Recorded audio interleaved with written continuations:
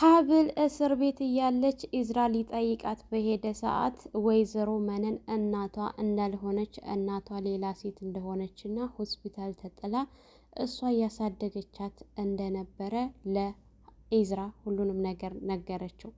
ኢዝራ ግን ሲሰማ ይሄንን ነገር በጣም ነበር የደነገጠው። ምክንያቱም አሁንም እየዋሸችሽ ሊሆን ይችላል እና እንዴት አመንሻት ብሎ ሲጠይቃት እሷ ግን አረ በትክክል ነው የኔ ታሪክ እኮ ይሄን ይመስላል። እኔ እኮ ልጅነት የለኝም እንደ ልጆች ተጫውቼ አላደኩም። ሁሉ ጊዜ ጀርባዬ እስከሚቆስል ድረስ ስደበደብና በርበሬ ስታጠና ያደግኩት የኔ ማንነት ይሄንን ይመስላል እያለች ስትነግረው ኢዝራ በጣም ደንግጦ ለካ እንደዚህም አለ እንዴ እኔ ብቻ መስሎ የነበረ እኮ በየቤቱ እንዲህ አይነት ጉድ አለ ብሎ እሱም ደንግጦ ስለ ሁኔታው ሲነግራት ነበረ። ግን እንዴት ልታይኝ መጣህ? እንዴት ልጠይቀኝ ቻልክ? እኔ እኮ እማልወደደዋ ሙሽራ ነኝ። እንዴት ልጠይቀኝ መጣህ? ምናምን ስትል እንደሷ አትበይ ሀብል ሚስቴ አይደለሽ? አንቺ ደግሞ ይሄንን እንደማታደርጊው እርግጠኛ ነኝ ብሎ ሲላል በጣም ነበረ ሀብልን ያስገረማት። እንግዲህ ኢዝራ ከቤት ከመምጣቱ በፊት ከአክስቱ ጋር ተገናኝቶ አክስቱን እህትህ ተፈታችልህ እንኳን ደስ አለህ ምናምን ብላ ስትለው አረ ደስ እንዲለኝ ነበር የፈለግሽው?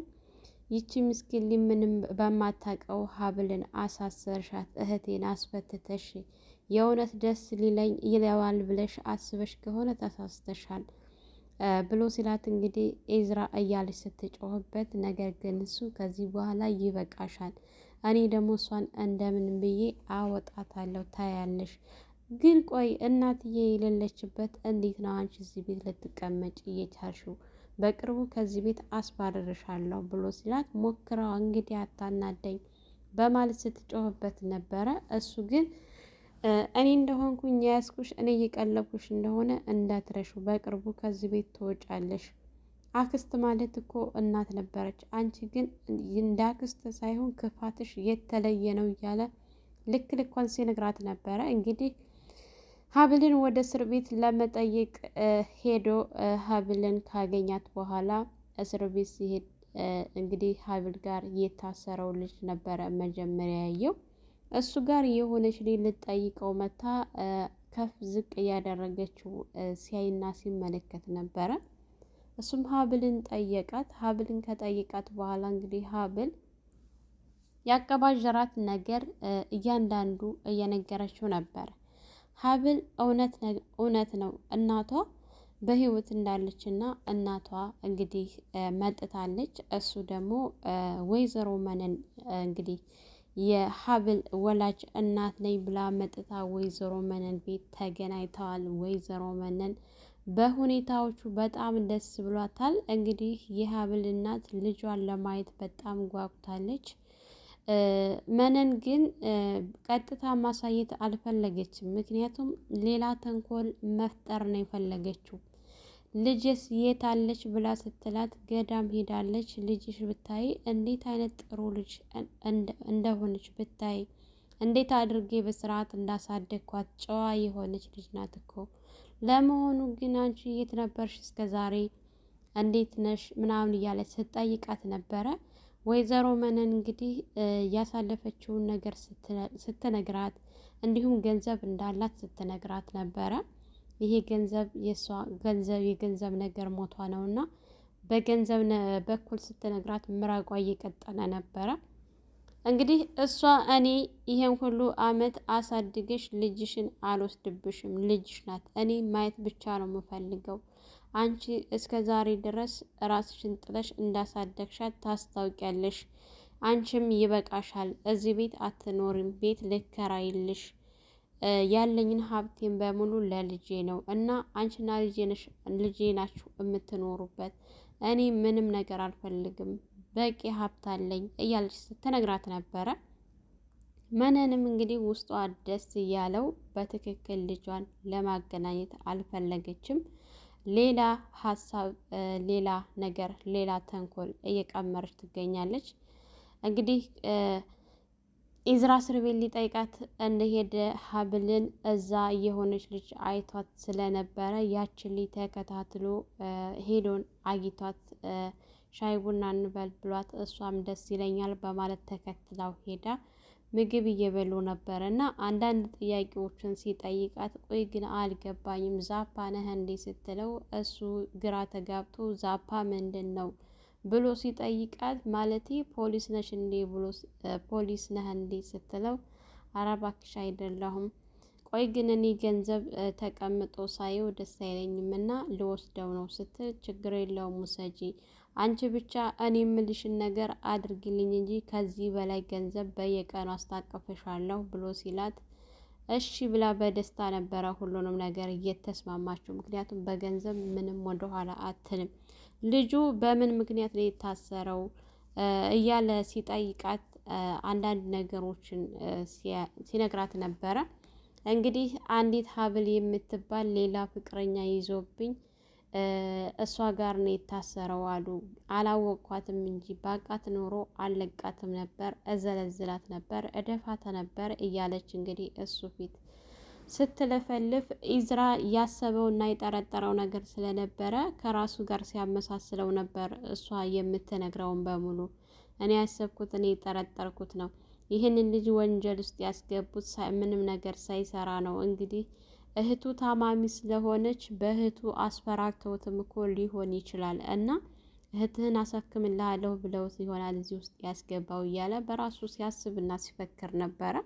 እንግዲህ እሷን አንድ ነገር ላስቸግርሽ፣ የልጁን እህት ሆስፒታል ያለችበትን ታውቂያለሽ ወይ? ቀጥታ ውሰጅኝ እኔ ላሳክማት እችላለሁ ሲል አረ ባለ ሀብቶች አሉ እያሳከሟት ነው ብለዋል። በጣም ሀብታሞች ናቸው። እናንተ ሀብታሞች ግን እንደው ተመችቷቸዋል ምናምን እያለች ስትቀልድበት ነበረ። እሱ ግን የእውነት እኔ እየቀለድኩኝ አይደለም እንድታሳይኝ እፈልጋለሁ፣ ገንዘብ ደግሞ እጨምርልሻለሁ ብሎ ሲላት እሺ ነበረ ያለችውና የተስማማችው።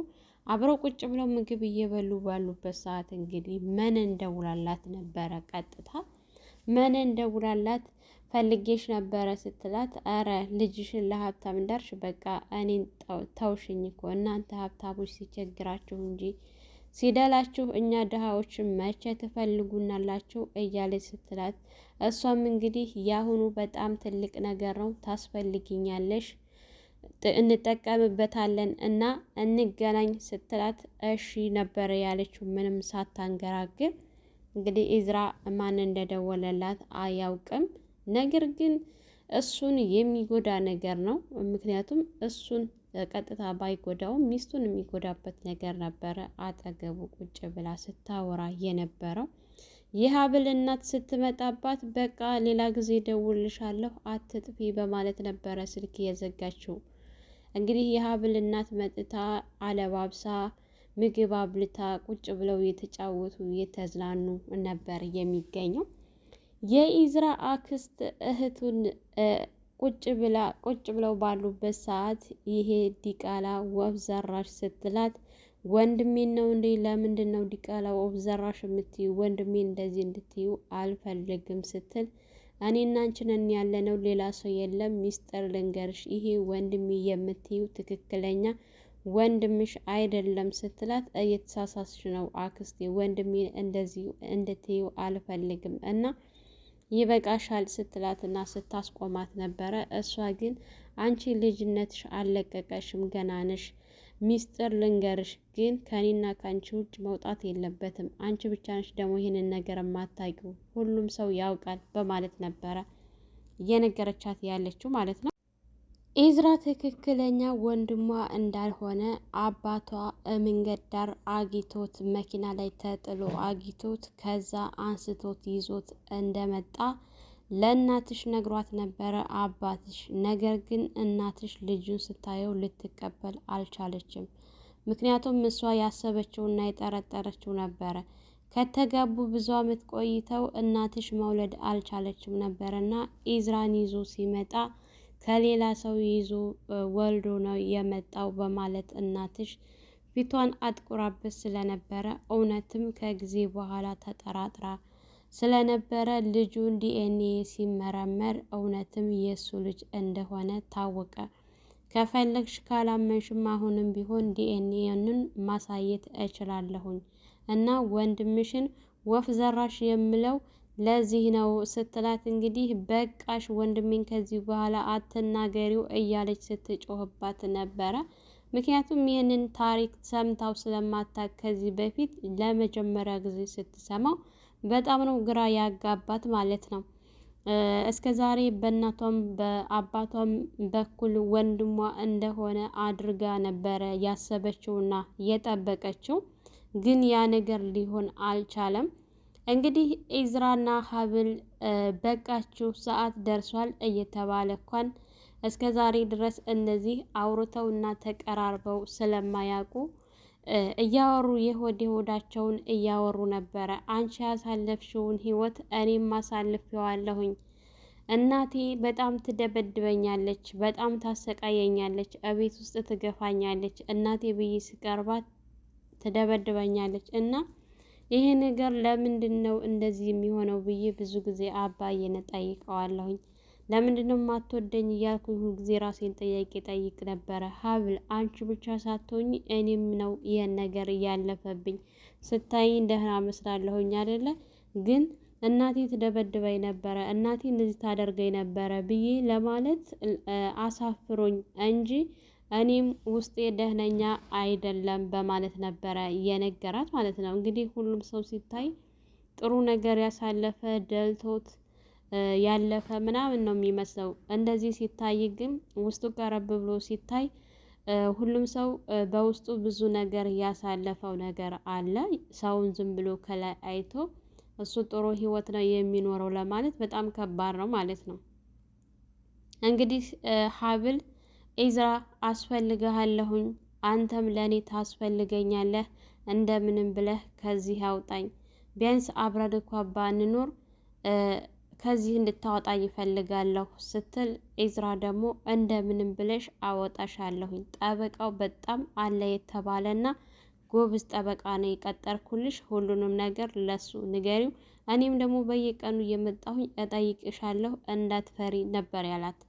እንግዲህ ኢዝራ ከዛ ከወጣ በኋላ ግራ ተጋብቶት ራሱን ይዞ በጣም ሲናደድና ሲበሳጭ ነበረ። ምክንያቱም ይሄን ነገር በሷ ላይ ያለፈባት ስላልመሰለው ይህን ታሪክ ሲሰማ እሱ ያለፈበት ነገር ስለሆነ በጣም ነው የተጸጸተው፣ በጣም ነው ያዘነው ማለት ነው።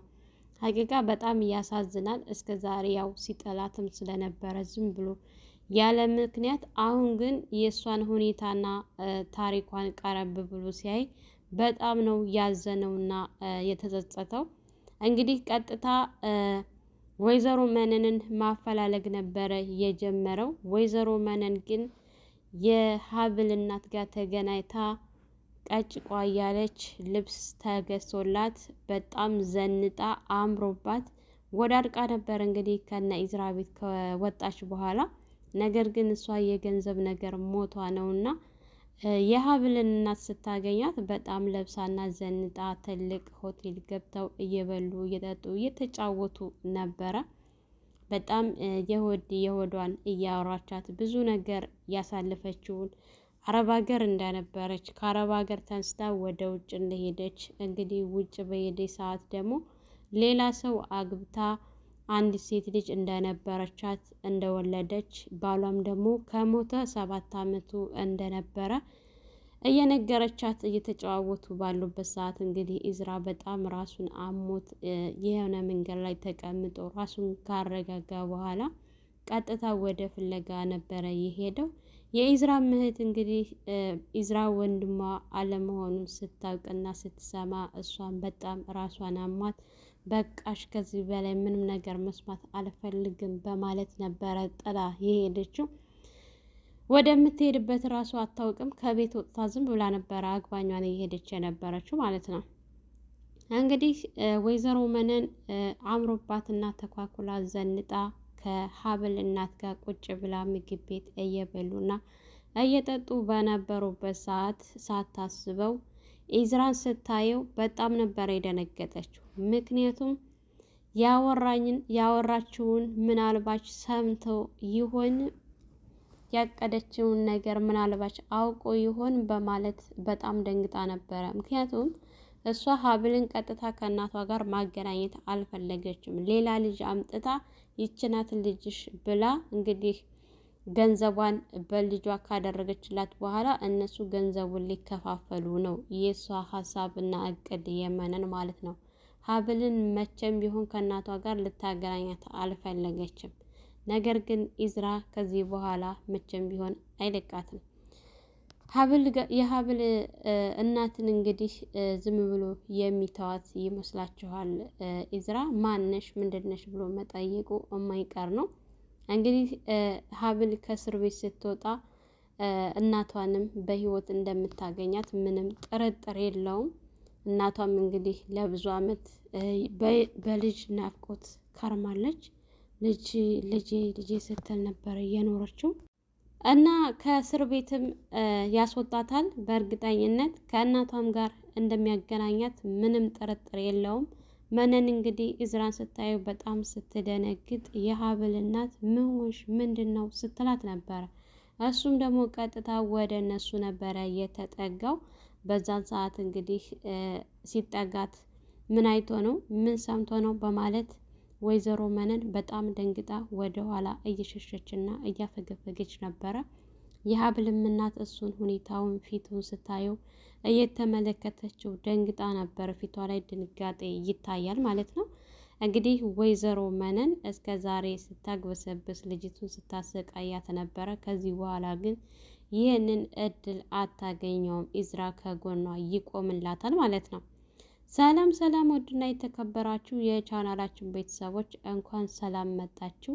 ለዚህ ዩቱብ ቻናል አዲስ የሆናችሁ ላይክ፣ ሸር፣ ሰብስክራይብ በማድረግ ቤተሰብ እንድትሆኑ እያልኩኝ ለዛሬ የነበረን ይህን ይመስል ነበረ። በሌላ ቪዲዮ ተመልሼ እስከመጣ በያላችሁበት ፈጣሪ ይጠብቃችሁ፣ ሀገራችንን ሰላም ያድርግልን፣ ወጥቶ ከመቅረት ይጠብቀን እያልኩ ሰናበታችኋለሁ። መልካም ቆይታ ይሆንላችሁ።